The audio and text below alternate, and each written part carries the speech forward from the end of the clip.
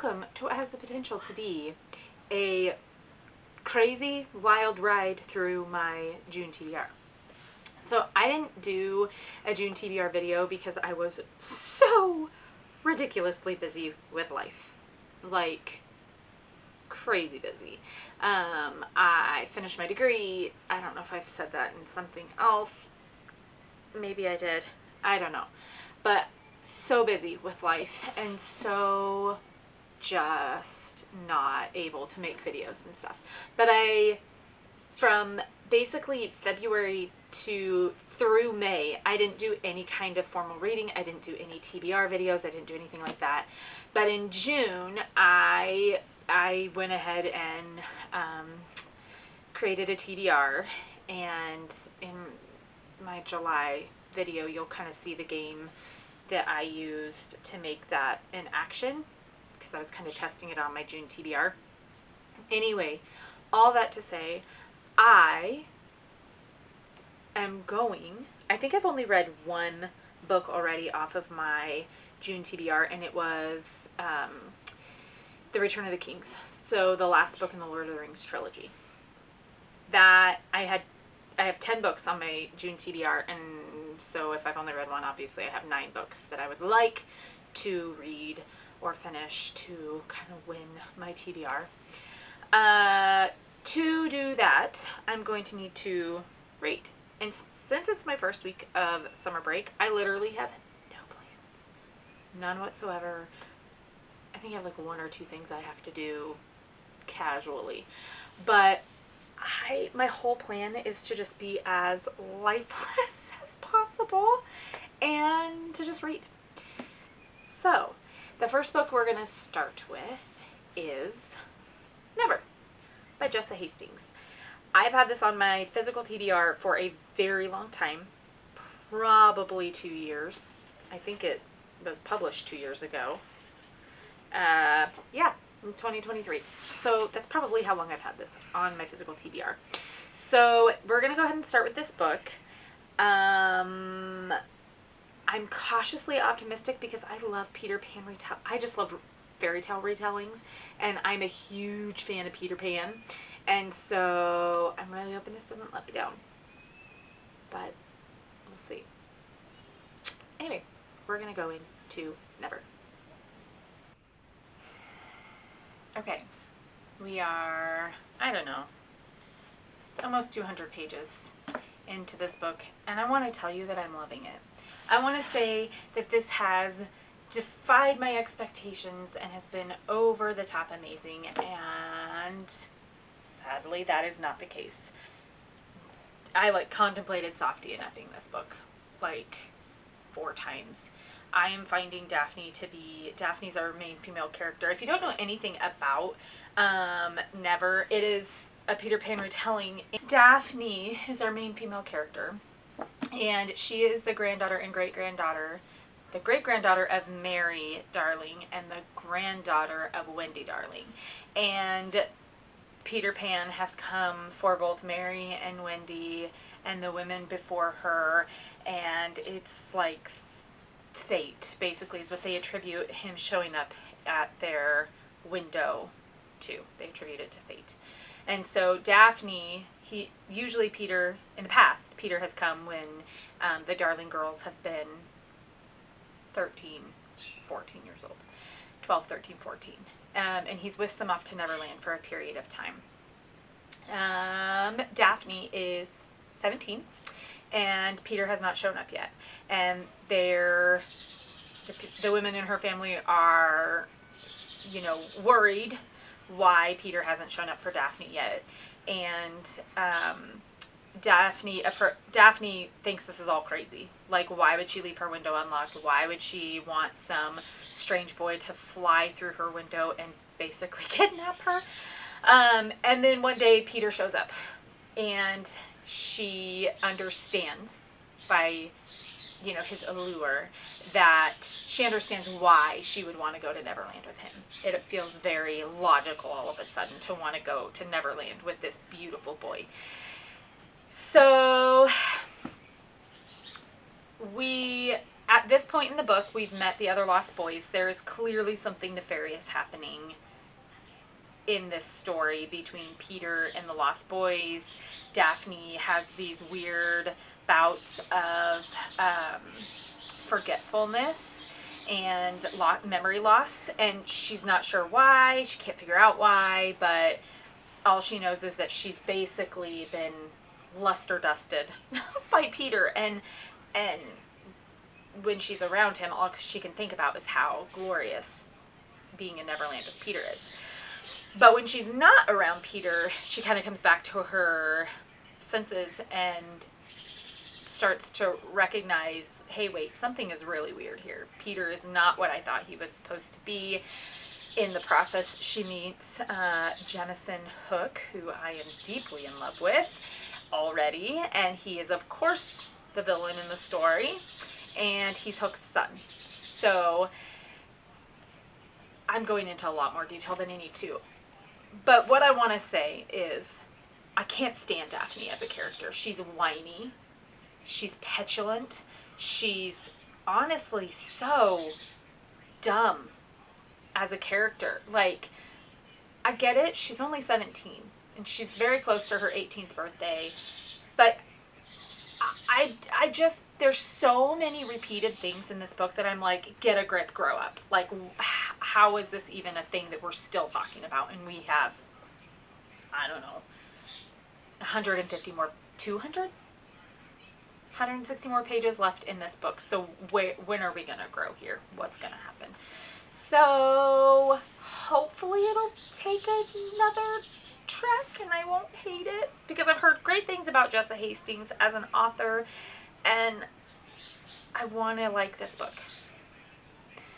So I'm pressing through, and we're going to see where it goes.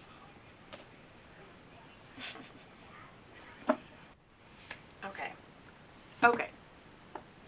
So I just finished Never by Jessa Hastings, and you guys, first of all, I rated it 3 stars. It is well written. It is a Peter Pan retelling. And I hated it. This book made me so mad. I soft DNF'd it once while I was reading it. And I was annoyed by the characters. I was annoyed by Peter Pan. He's so irritating. And I was in love with Jemison. And Daphne, granted, she's 17, 18 years old in this book, so, you know, whatever. Oh, so frustrating, so angsty. Not a YA book. Lots of adult and mature content, you know, discussed. But I hated this book. I hated it. Do you know what I hate even more? I hate that this was supposed to be a series and it has stopped with just this one. Because the way it ended, I'm mad. I'm just mad. Okay? Whatever.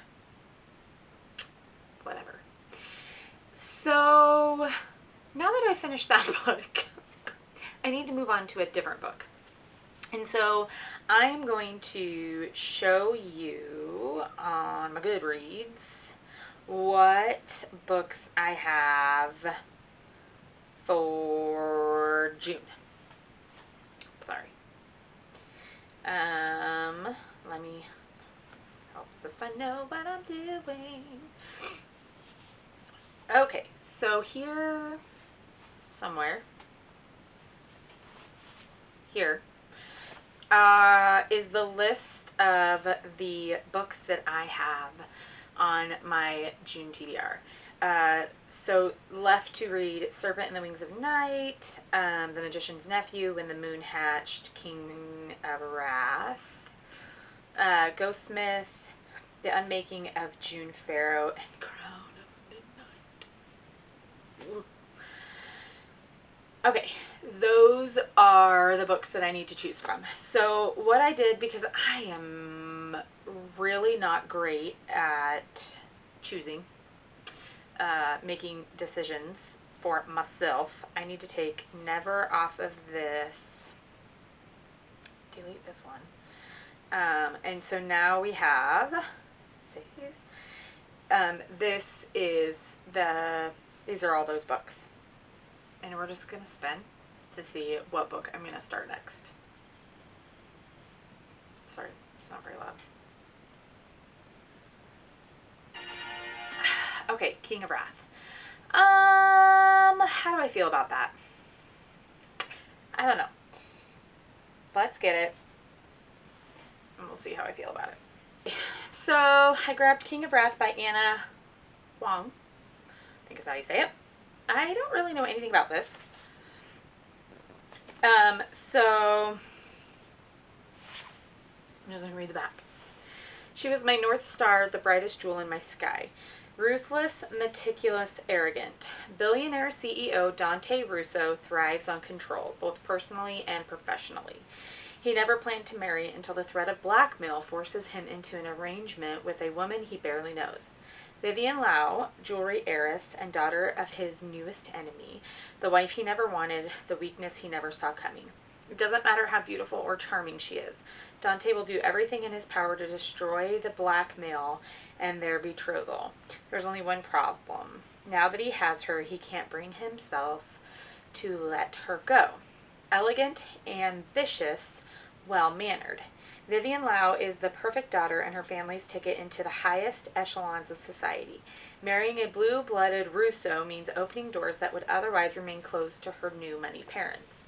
While the rude, elusive Dante isn't her idea of a dream partner, she agrees to their arranged marriage out of duty. Craving his touch was never part of the plan.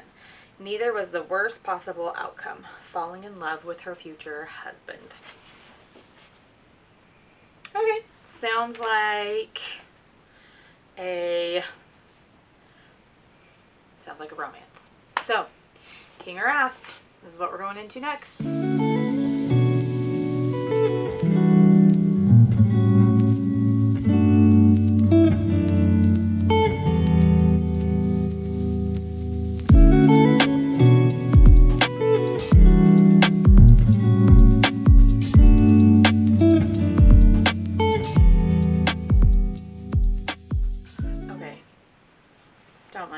And such.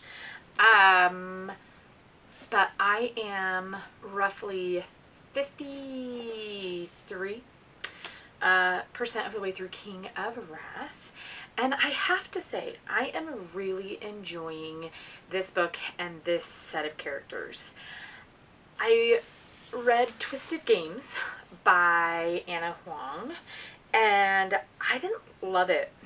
And I was afraid that it was going to, I was kind of afraid that King of Wrath was going to be similar, same author, similar writing style, but I am loving Dante and Vivian as characters. I am actually really loving the time that it is taking in the book for them to get to know each other and get comfortable with each other. If you don't know what this is about, this is an arranged marriage situation between these two upper class old money families. And her dad basically blackmails him and his family into marrying her, and to connect their families and whatnot. I am really enjoying this book. In fact, I haven't been able to put it down since I started it today, and I'm grooving right through it. So yeah, just want to let you know I'm really enjoying this. And I mean, I don't think it's going to be a 5-star book for me because it's pretty you know, run-of-the-mill, popular trope romance, but it is shaping up to be, you know, 4 stars. I really like it. We'll see where it goes. Good morning. Woke up just a little bit ago. It's kind of early, but I finished King of Wrath by Huang. And I gave this 4 solid stars. I really enjoyed the characters in this book.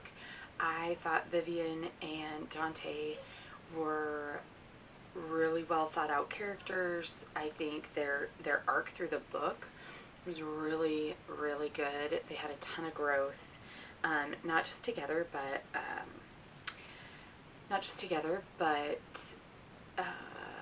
individually. That's the word I can think. More coffee. Yeah. Though the timeline was realistic, it was, I'm saying a lot. I should not film in the morning. The timeline was realistic.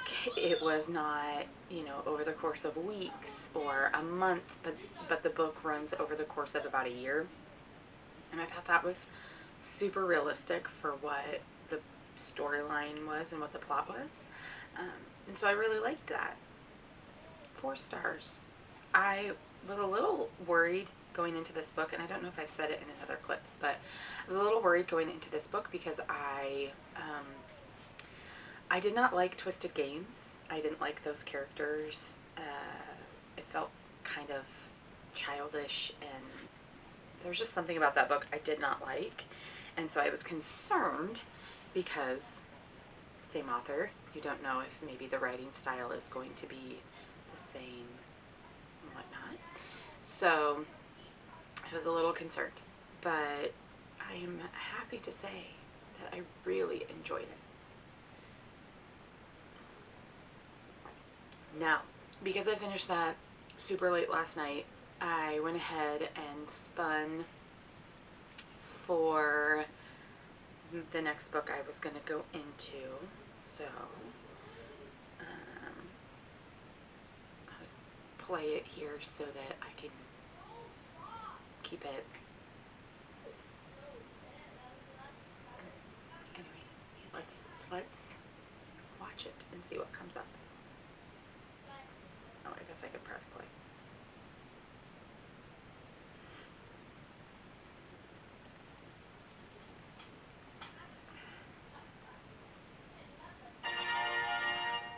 Serpent in the Wings of Night.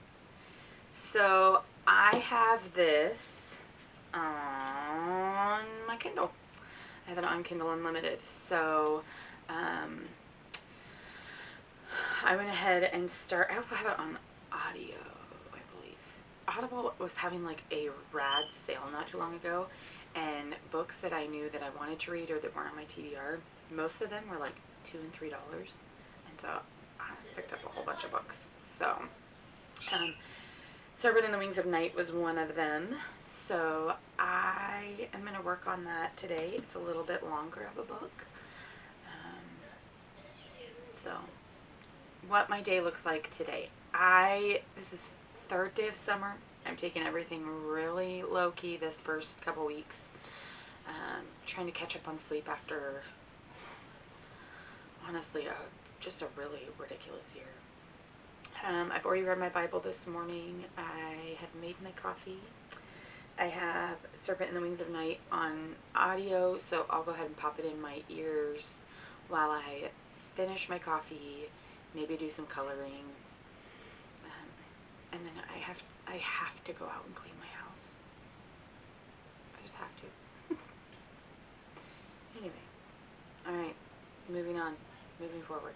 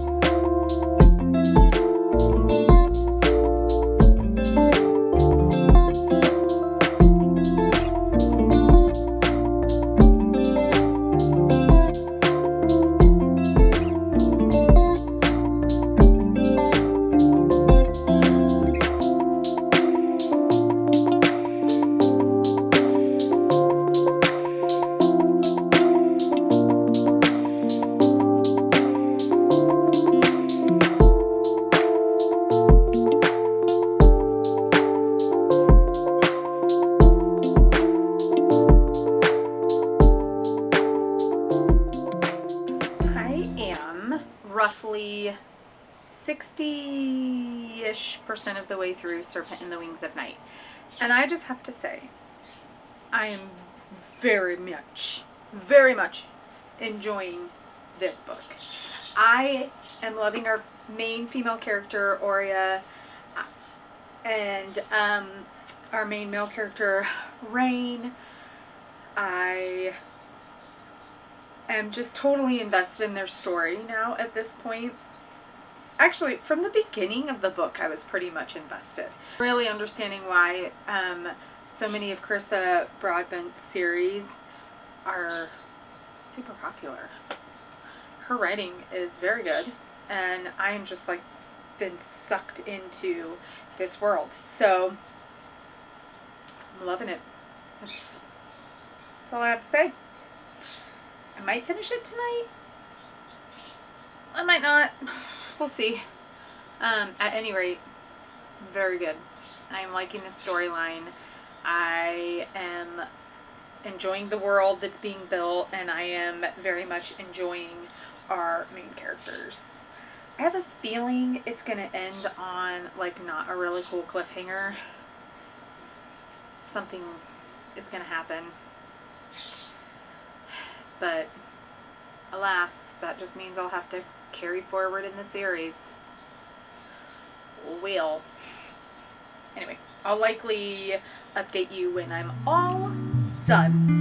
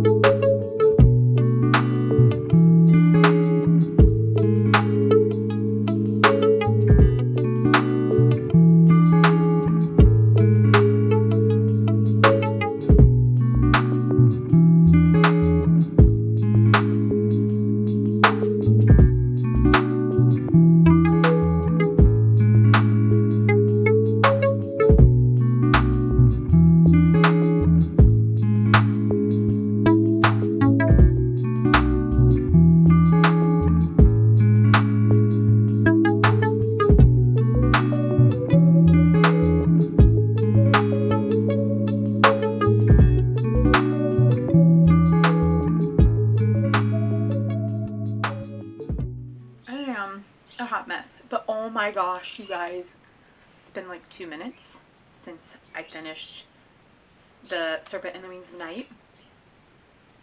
Freaking loved it. I loved it. I loved everything about it. 5 stars, 5 fat stars for that book. Oh my gosh. A little frustrated by how much I liked it because I want to go immediately into the second book, but I can't because I got other books to read on my TBR. But now that I know I like it so much, it's going on. I'm getting it on the very next TBR I can. Ah, so good. We have birds. My husband just acquired birds, and they're very loud. So, that's likely what you're hearing squeaking in the background. We are going to hit the spinner wheel for the next book. I have to take Serpent in the Wings of Night off. Delete. We're getting into some books it's not that I don't want to read them, it's that I don't know what it is. I don't know what it is. Okay, so let me move this way. When the Moon Hatched, Crown of Midnight, Ghostmsmith, The Magician's Nephew, and The Unmaking of June Farrow.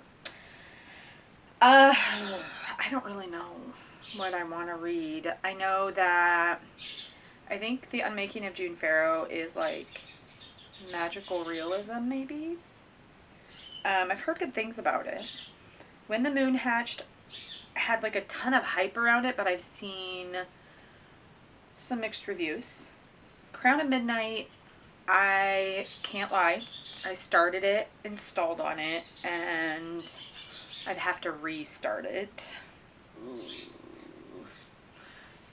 I'm not loving the Throne of Glass series right now the way I liked ACOTAR at like book 2. So there's that. And then Ghostmsith is fantasy. It's a continuation. It might be the second in a duology. I can't remember. And then The Magician's Nephew, of course, is technically it's the first book written in the Chronicles of Why. It's actually not the first book written. I can't remember if it's chronologically the first or if it was the first book written, but it's like not always published as the first book in the Chronicles of Narnia series. So there's that. All right, let's spin and see what happens. Let me turn my volume up. Oh, that was wrong. Okay. Oh, I don't know what I want. No. Okay, now I know what I don't want. Okay. Very well. Accept.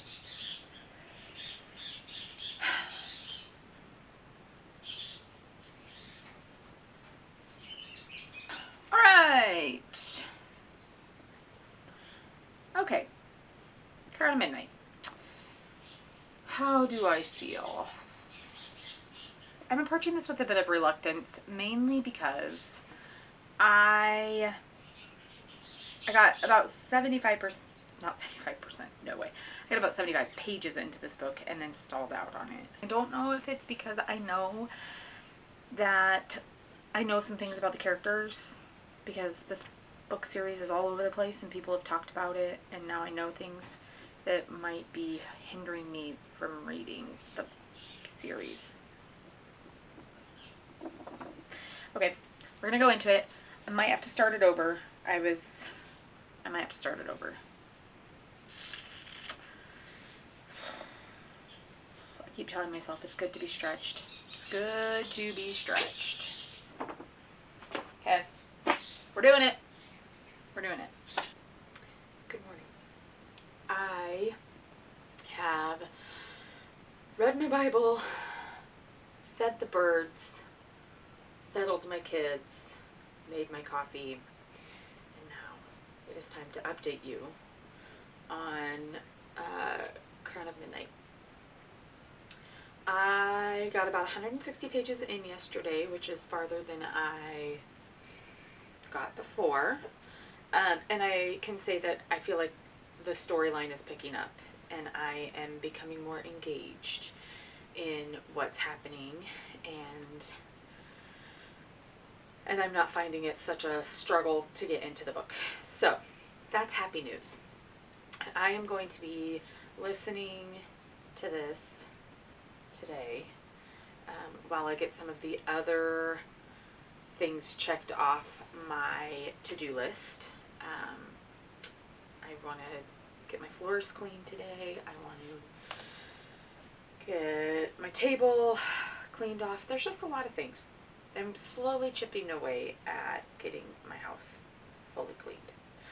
But I'm going to take the next hour-ish probably to just sit, drink my coffee, read the book.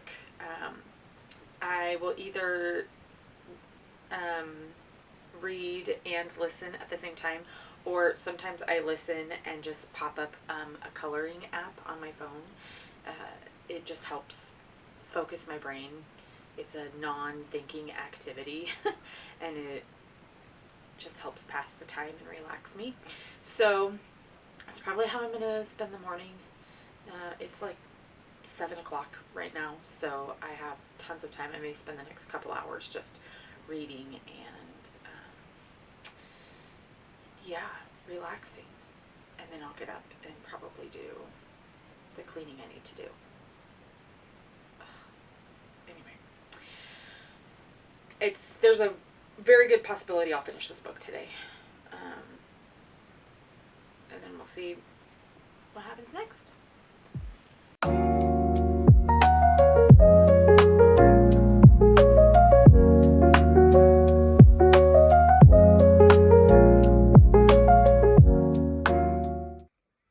Oh my gosh. Okay, so this book just totally picked up. What? Okay, I have to finish it. Oh my gosh. I just finished Crown of Midnight. And oh my gosh. I've been sleeping on this book, you guys. I have been sleeping on this book. It is so good. 4 stars, because the beginning was a little slow. But man, once it picked up, it picked up. Wow. I am fighting the urge to go into the next book, but I'm not going to do it because I have been a reading fiend this week off. And I am ready to go into something maybe a little lighter than a fantasy. Amazing. So good. So for on my TBR, I have, I think, 4 books left. Let's look together. Yes. So I have The Unmaking of June Farrow, When the Moon Hatched, Ghostmsmith, and The Magician's Nephew. Of those 4, The Magician's Nephew or The Unmaking of June Farrow would probably be my top picks. Just because the Magician's Nephew is relatively short, be a really pretty easy read, and it's like a middle grade, so it should go very, very fast. And The Unmaking of June Farrow is, I think it's magical realism. I'm not 100% sure. Sorry, I was like zoning out right there. I'm not 100% sure, but I do think it's magical realism, which would break up the last couple fantasies that I have on my TBR. It's been very fantasy heavy. So let's spin and let's see what happens. Oh. Okay. So The Unmaking of June Farrow. Let me go get it. So I know not a lot about this book, so we'll just kind of read the synopsis together. A woman risks everything to end her family's centuries-old curse, solve her mother's disappearance, and find love in this mesmerizing novel from the best-selling author of Spells for Forgetting. In the small mountain town of Jasper, North Carolina, June Farrow is waiting for fate to find her. The Farrow women are known for their thriving flower farm and for the mysterious curse that has plagued their family line. The whole town remembers the madness that led to Susanna Farrow's disappearance, leaving her daughter June to be raised by her grandmother and haunted by rumors. It's been a year since June started seeing and hearing things that aren't there. Faint wind chimes, a voice calling her name, and a mysterious door appearing out of nowhere. Signs of what June has always known is coming. But June is determined to end the curse once and for all, even if she must sacrifice the hope of love and a family of her own. After her grandmother's death, June discovers a series of cryptic clues regarding her mother's disappearance. Except these only lead to more questions. But could the door she once assumed was a hallucination be the answer she's been searching for? The next time it appears, June realizes that she can touch it and walk through the threshold.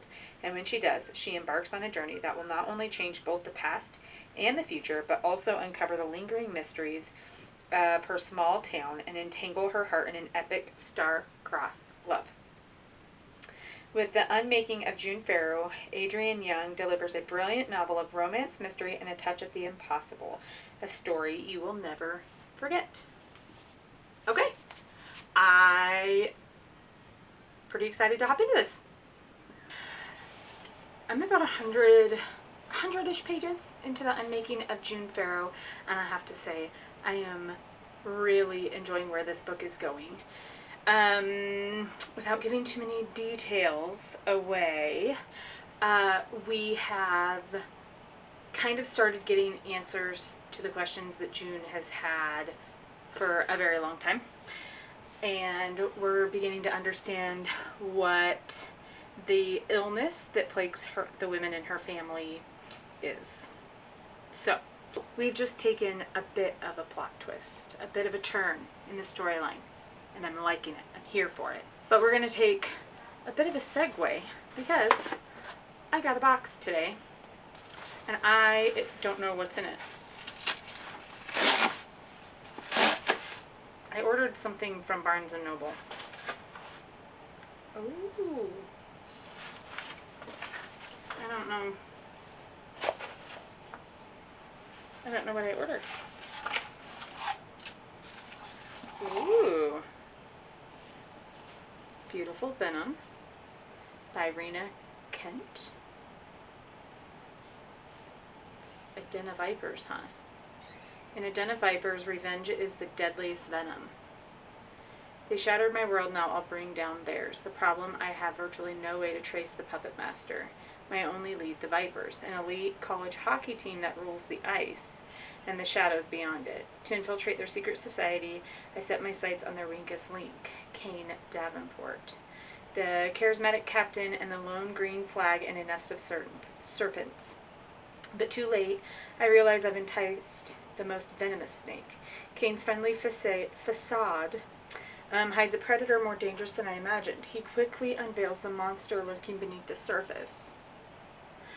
A monster who lured me in only to trap me in a lethal game with no escape. I think this was on sale, which is why I purchased it. And it's a special edition paperback. So, and then I got the Allie Hazelwood Problematic Summer Romance. Ooh, first of all, that is a floppy book. It's delightful. I don't really know what this is about. What is wrong meets what feels right in this romance set in Italy by the New York Times bestselling author of Deep End. Did I know that Allie Hazelwood wrote that? Maya Kilgore is 23 and still in the process of figuring out her life. Connor Harkness is 38 and Maya cannot stop thinking about him. It's such a cliche. It almost makes her heart implode. Older man and younger woman, successful biotech guy and struggling grad student, brother's best friend, and the girl he never knew existed. As Connor loves to remind her, the power dynamic is too imbalanced. Any relationship between them would be problematic in too many ways to count, and Maya should just get over him. After all, he has made it clear that he wants her gone from his life. But not everything is as it seems, and cliches sometimes become plot twists. When Maya's brother decides to get married in Taormina, she and Connor end up stuck together in a romantic Sicilian villa for over a week. There, on the beautiful Ionian coast, between ancient ruins, delicious foods, and natural caves, Maya realizes that Connor might be hiding something from her. And as the destination wedding begins to erupt out of control, she decides that a summer fling might be just what she needs, even if it's a problematic one. Okay, that might be going on the summer TBR. Alright, that bit of business done. I'm going back to the Unmaking of June Farrow. Good morning. It is roughly like 10:30 on Saturday, and I have to tell you, I am immensely enjoying my summer break. I get 2 weeks off before I'll go back for kind of an abbreviated schedule, or an abbreviated, I guess schedule, work shift, whatever. Anyway, I am loving this time off. I have really leaned into taking time for myself, for taking time to slow down and do the things that I want to do slowly, and just kind of chipping away at things in tiny chunks. So there are lots of things that I need to catch up on in regards to like housework and all that. And I think I might have said that before, but I'm just kind of doing little things each day instead of trying to get it all done at once. I don't know if anybody else is like me in that regard, but I am here to say that I finished the Unmaking of June Farrow last night. And I sincerely contemplated whether or not I was going to give this book 5 stars. It was so good. But in the end, I gave it 4 because I'm gonna remember that I read this. I'm gonna think about this book. But it wasn't like life-changing for me. And magical realism is hard for me sometimes because there's so much reality within the plot and the storyline that the magical elements in it make it hard to believe, I guess, because there's so much reality. Sorry, my glasses are dirty and I don't like it. Because there's so much reality written into the plot and the storyline. So, yeah. So I ended up giving it 4 stars. It is so good. Way better than I thought it was. And it kind of gave me vibes of, what is that? Who's that author? Alice Hoffman. She wrote a book. What is the name of that book? The Invisible Hour, which I hated. I hated that book so much. But this gave me similar vibes, but much better. Yeah, not as like all over the place, can't keep up type of thing. So, excellent. Would recommend. 4 stars. And I should have known that because I've heard great things about Adrienne Young as an author. So, anyway, all that to say, excellent book. I went ahead last night and spun, I'll put it up here somewhere, for the next book I was going to go into, which, no, I mean, there's only a few options left, like literally 3 options. So, each book had 33% chance of being picked. So, obviously, when the moon hatched, I went ahead and started it this morning. Yeah, I think I started it this morning. I had previously started this book and had gotten about chapter 16-ish before I lost all interest. And I don't know if it was when that, like, sometimes I think all of the time, certain books just have to be met with the right mood and the right attitude. And for whatever reason, I just was not into it when I previously started to read it. So it has been sitting in my Kindle Unlimited library for over a year. I just saw that I checked it out on my birthday last year, so May 28th of 2024. So it is time to get this book read and out of my Kindle Unlimited TBR. And yeah, so I started it this morning. I'm 100 pages in, chapter 14-ish, so not quite where I was when I stopped last time, but I'm retaining so much more about the world, this book, like the characters, what's going on, and I'm really enjoying it, where I just wasn't enjoying it last time I read it. So I was had some trepidation when the book came up, but all in all, I'm really glad. I'm super enjoying it. I'm retaining the storyline better. The world building is making a lot more sense, and I'm connecting with the characters better than I did before. So, yay! I'm happy. All that to say, I'm going to pop the audio back in, drink some more coffee, and chip away at that to-do list a little bit more. I have some purging that I want to do, some things I need to just let go of and get rid of. I don't know if I've said this before, but we live in like a 1,200 square foot manufactured home on my parents' property. And there's 6 of us in this house. And so there's 0 built-in storage space at all. So I have to like carve out little nooks and crannies for storage. And just with 6 people in that small of a space, it really builds up quickly. So it is on my to-do list today to go through my kitchen cupboards, get rid of the things that I'm not using, find more appropriate storage space for the things that I am using, and yeah, and just kind of cut ties with some things.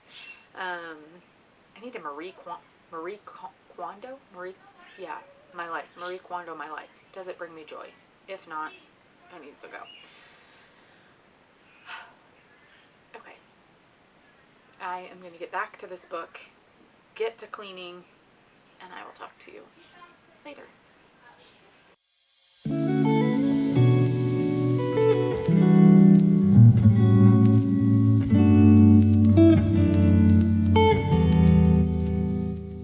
We are 38% of the way through When the Moon Hatched, and I am fully invested in these characters now. Can't seem to put it down. So I tried to lay down and take a nap because I didn't sleep well, and it's summer and so my sleep schedule's all like jacked up, but I couldn't sleep, so instead poured myself some wine. I'm going to turn on my book, color, and just take some time to myself before I start dinner.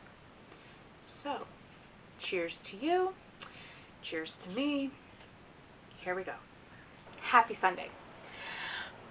I am here to tell you that I finished When the Moon Hatched.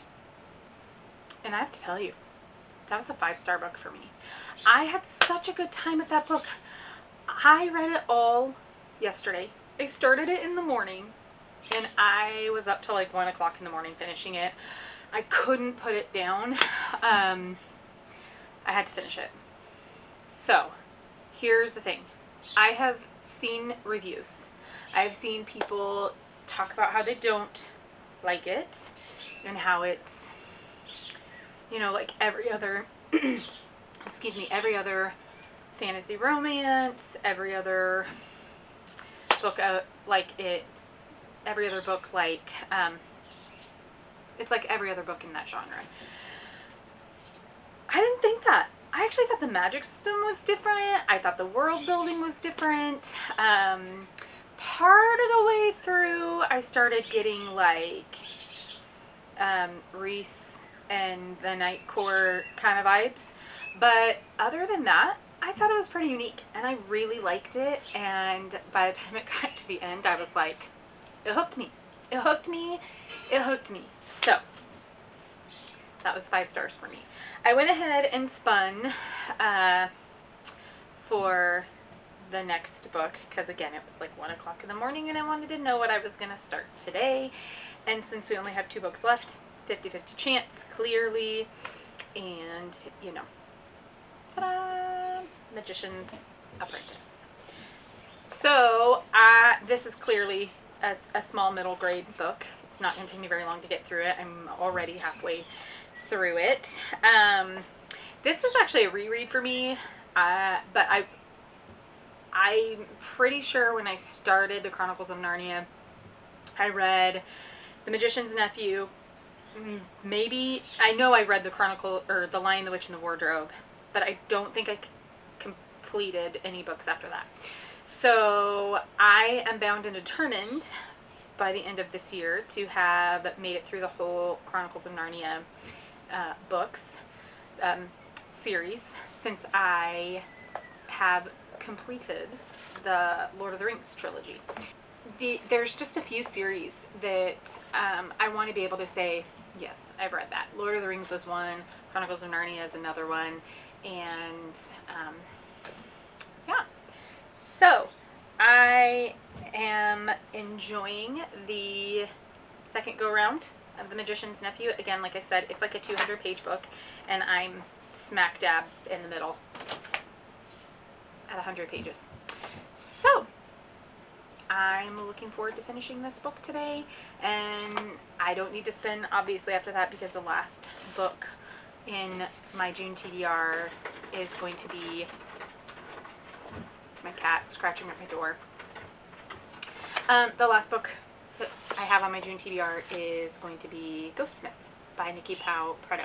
So once I'm finished with this, I'm going to go straight into Ghostmsith, and then that's my whole June TBR, which means after that, I have a few books that I want to hop into that are not associated with my TBR. So I get to mood read for the rest of the month, which is rad.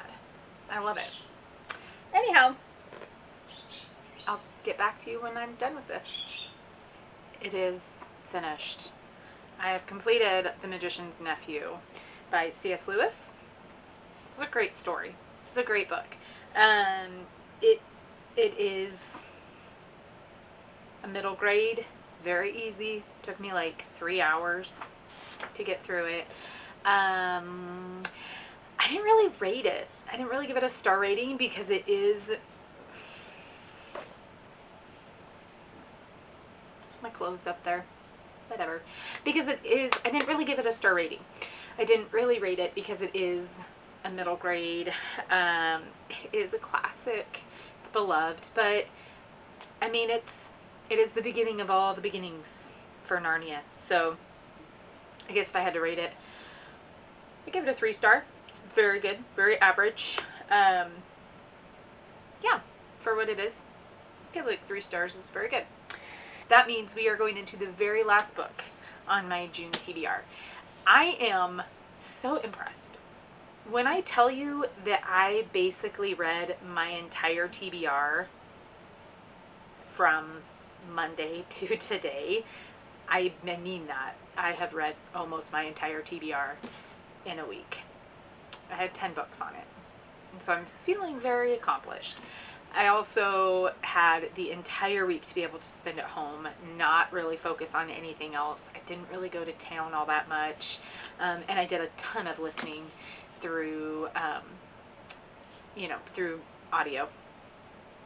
So, I have to say, very, very impressed and pleased. So, that means the very last book on my June TBR is Ghostmsith by Nicki Preto. This is the second and the conclusion of the duology that is the House of Bones, I think. Can't remember. I think it's the House of Bones. Anyway, this is a world where you are basically born into a system. So the first book, Bonesmith, was about a girl who, Ren is her name, who is born into the Bonesmith life. I don't really know how to clan, I guess. It's hard for me to describe. It's been quite a while since I read this. Since I read Bonesmith, but I do remember she has to go through a series of trials to become a bonesmith, who the bonesmiths speak to the bones, speak to the dead. They help usher the dead bodies into the other world.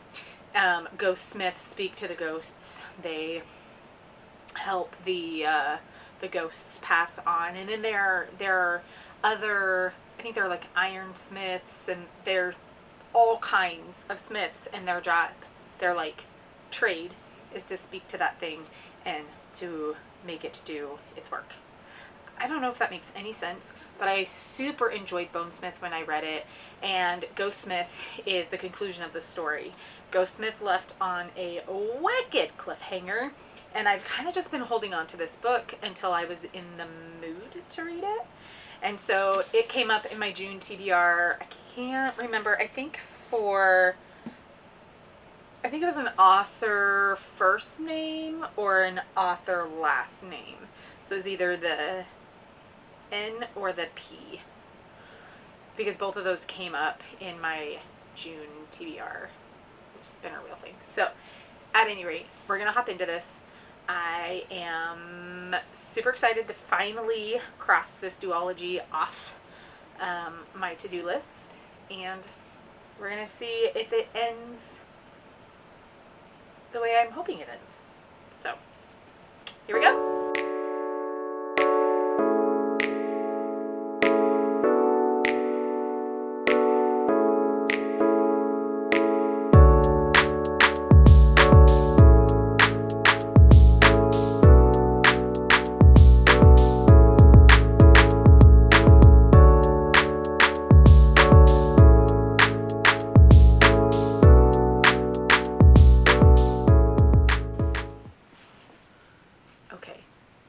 Officially just over halfway through this book, and it just took a twist and a turn I'm not fully prepared for, so I had to pop on and just be like, I'm halfway through this book, and it is very good so far.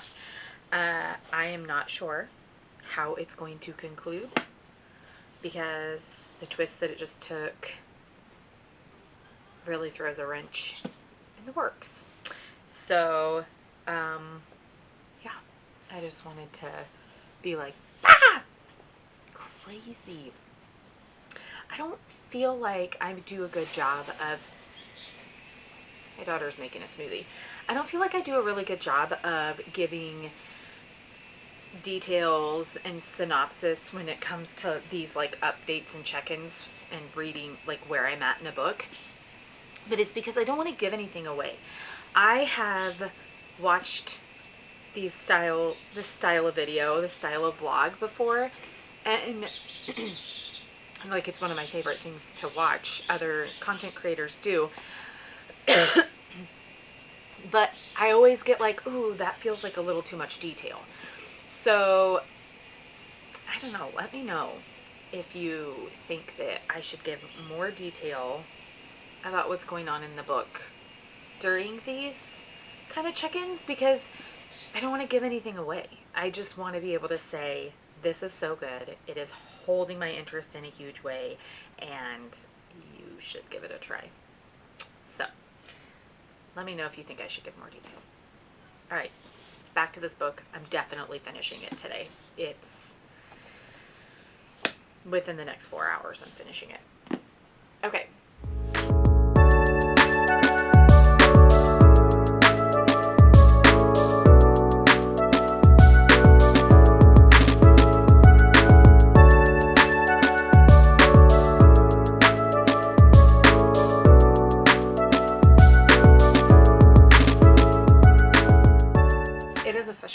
First of all, if you hear any noises, my dad is outside weed whacking the driveway, and so